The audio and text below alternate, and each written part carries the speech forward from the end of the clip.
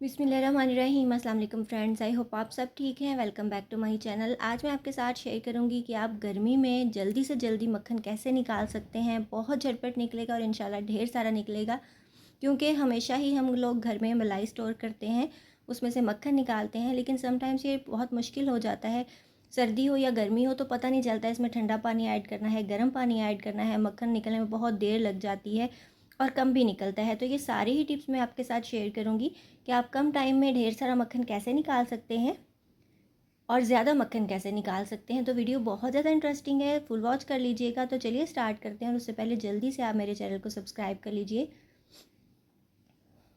यहाँ तकरीबन 3 पाव से 1 लीटर तक ये मलाई है मेरे पास। तो ये स्टोर करके मैंने रखी होती है। सभी लोग इसको स्टोर करते हैं, लेकिन कुछ लोग नीचे फ्रिज में रख देते हैं। इसको हमेशा फ्रीज़र में स्टोर करना चाहिए, वरना मलाई के अंदर जो दूध होता है वो खट्टा हो जाता है, ख़राब हो जाता है, और आपका मक्खन जो है वो बिल्कुल भी अच्छा नहीं निकलता, खट्टा और ख़राब सा टेस्ट आता है उसके अंदर। तो आपने हमेशा फ्रीज़र के अंदर मलाई को स्टोर करना है, और मैक्सिमम कोशिश किया करें कि दूध इसमें कम से कम हो, क्योंकि दूध जो है वो ख़राब हो जाता है। यहाँ मैंने बाउल के अंदर पानी लिया है। ये ठंडा पानी है, बहुत ज़्यादा ठंडा भी नहीं है और बहुत ज़्यादा गर्म भी नहीं है। इसको थोड़ी थोड़ी देर के लिए मैंने फ्रिज में रख दिया था। अगर शदीद गर्मी है तो आप इसमें आइस क्यूब्स भी ऐड कर सकते हैं, लेकिन अभी गर्मी थोड़ी कम है, इसलिए मैंने नॉर्मल सा लिया, मतलब थोड़ा सा ठंडा लिया है। अच्छा जी, हमने क्या करना है, ब्लेंडर जग लेना है, उसके अंदर अपनी मलाई को ऐड कर देना है। अच्छा, ये काफ़ी बड़ा जग है तो इसके अंदर मैं मलाई ऐड कर रही हूँ।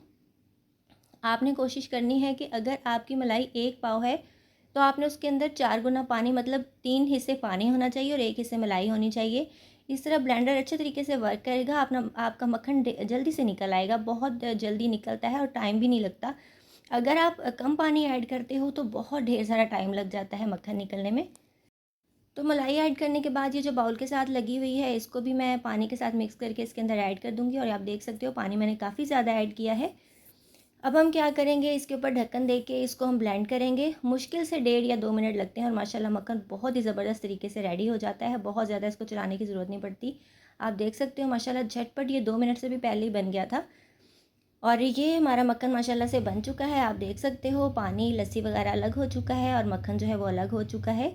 और थोड़ा सा ठंडा पानी हमने इसलिए डाला था क्योंकि गर्मी की वजह से मक्खन मेल्ट होता है, वो इकट्ठा होना बहुत मुश्किल होता है। तो अगर आप ठंडा पानी ऐड करोगे तो वो जल्दी से इकट्ठा हो जाएगा, उसको निकालने में ज़रा हेल्प हो जाएगी। तो ये देखिए माशाल्लाह हमारा मक्खन निकल चुका है। इसको हम निकालते हैं। हमने एक इस तरह की एक छलनी ले लेनी है, और जो ये जो दूध या लस्सी वगैरह आपको नज़र आ रहा है, ये हमने छान देना है एक बाउल के अंदर, और जो मक्खन है वो पीछे बच जाएगा। इस तरह से अगर आप छलनी रख लोगे तो आपका जो मक्खन है वो वेस्ट नहीं होगा, इसके साथ जो है वो गिरेगा नहीं, मतलब उसमें बह नहीं जाएगा लस्सी के अंदर। अच्छा, सारा ही पानी हमने निकाल दिया है, जो एक्स्ट्रा पानी था जो हमने डाला था ऊपर से, और ये दोबारा से हमने ठंडा पानी ले लिया है।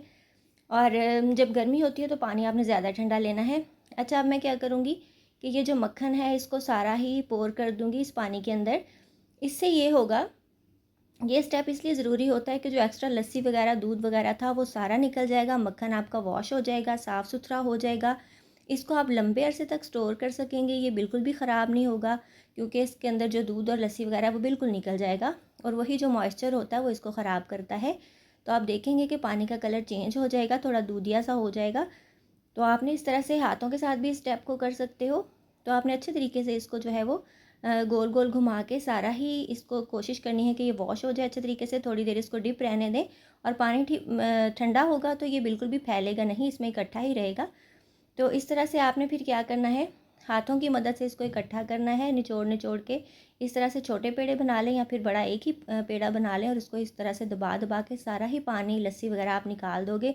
तो आप देख सकते हो पानी का कलर कितना चेंज हो चुका है। इसमें जो पानी, लस्सी, दूध वगैरह बच गया था वो सारा ही निकल चुका है। तो इस तरह से आपने पेड़ा बना लेना है, हाथों से इस तरह से दबा के सारा ही निकाल देना है, और आराम से इसको जो है वो रख लें किसी भी डिब्बे में डाल के, कंटेनर में। इसके छोटे छोटे से पीसेस कट कर लो, या आप इसको छोटे छोटे पैकेट्स बना के आप इसको स्टोर कर सकते हो। एक पैकेट निकाला और यूज़ कर लिया, और बाकी जो मक्खन है वो आपने फ्रीज़र में ही स्टोर करना है, फ्रिज में बिल्कुल नहीं रखना, क्योंकि मक्खन की जो शेल्फ़ लाइफ होती है बहुत कम होती है, ये जल्दी से स्मेल आने लगती है, खट्टा खट्टा सा हो जाता है। अगर आप इसको ज़्यादा देर तक एंजॉय करना चाहते हैं तो इसको हमेशा फ्रीज़र में स्टोर करें। तो ये माशाल्लाह हमारा होममेड मक्खन ढेर सारा बन के तैयार है। आप देख सकते हो कि ये माशाल्लाह कितना ज़्यादा निकला है। तो इसी तरह से आपने निकालना है, तो ये झटपट भी निकलेगा और ज़्यादा भी निकलेगा। आई होप आपको आज की ये ज़बरदस्त सी रेसिपी अच्छी लगी होगी। सॉरी, रेसिपी तो नहीं इसको कह सकते, ये टिप्स आपको अच्छे लगे होंगे। अगर आपको मेरी वीडियोस अच्छी लगती हैं तो जल्दी से मेरे चैनल को सब्सक्राइब कर लीजिए, बेल आइकन प्रेस कर लीजिए ताकि आने वाली वीडियोस के नोटिफिकेशंस आपको टाइमली मिल सकें। इसके अलावा मुझे इंस्टाग्राम और फेसबुक पे फॉलो भी कर सकते हैं। अपना बहुत सा ख्याल रखिएगा, मुझे दुआ में याद रखिएगा। मिलेंगे इंशाल्लाह नेक्स्ट वीडियो में किसी बहुत ही ज़्यादा ईजी, टेस्टी और डिलीशियस रेसिपी के साथ। So till then take care, good bye, अल्लाह हाफिज़।